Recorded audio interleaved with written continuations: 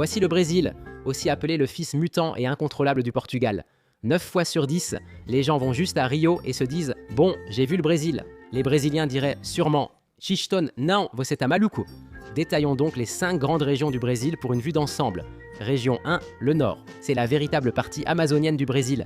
Même si c'est ce qui rend le Brésil le plus célèbre, la plupart des Brésiliens n'ont jamais mis les pieds dans cette région. Ici, les rivières sont souvent plus utiles que les routes. Ils possèdent aussi le sommet le plus élevé du Brésil, le Pico do Bruna.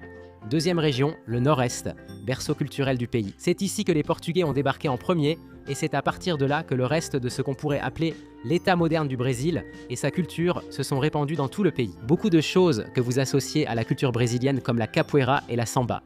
Oui, même la samba, elles viennent toutes les deux d'ici. Donc oui, si vous voulez la culture brésilienne la plus profonde et authentique, c'est ici qu'il faut venir. La région centrale, ce sont surtout les ranchs et terres agricoles. En bref, c'est le pays des vaqueiros qui nourrit presque tout le pays. Vous voulez cette churrascaria brésilienne, ce barbecue brésilien, badabing, barabing, baraboum, c'est ici qu'il faut aller. Le sud-est, c'est le business, la mode et une icône hollywoodienne réunies en un seul endroit. Les 2 plus grandes villes sont ici São Paulo, qui est comme le magnate milliardaire qui brasse de l'argent, et sa superbe femme trophée, Rio de Janeiro, qui attire tous les regards. Ils fonctionnent bien ensemble. C'est comme le New York et Los Angeles du Brésil, mais ils sont tous les deux au même endroit. Et enfin, le Sud. C'est en gros une mini-Europe. Vous trouvez ici toutes les personnes d'origine italienne, allemande et polonaise. C'est aussi la partie la plus froide du Brésil. Parfois, certaines parties de cette région reçoivent même un peu de neige. Petite session éclair. La capitale Brasilia a été construite ici pour centraliser le pouvoir du gouvernement.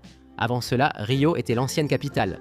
Les Brésiliens me disent que tout le monde déteste la capitale car elle est trop chère et pleine de gens désagréables.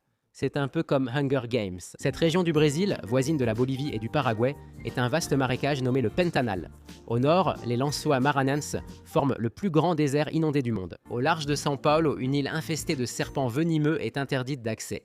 Au Brésil, on me dit que le Minas Gerais est l'endroit où l'on fait le plus confiance aux gens. Ils sont très gentils et ont la meilleure cuisine. C'est un peu la grand-mère du pays. Au Brésil, c'est du 50-50 pour la confiance. Mais au Minas Gerais, on peut probablement leur faire confiance à 84%.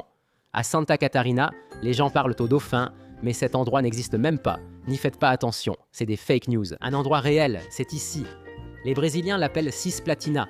Ils parlent un brésilien complètement bancal et ont ce drapeau ressemblant un peu à celui de la Grèce. Peut-être qu'il y a beaucoup de Grecs là-bas. Les Brésiliens me disent quand même que ces gens sont un peu bizarres, mais qu'ils apprendront un jour.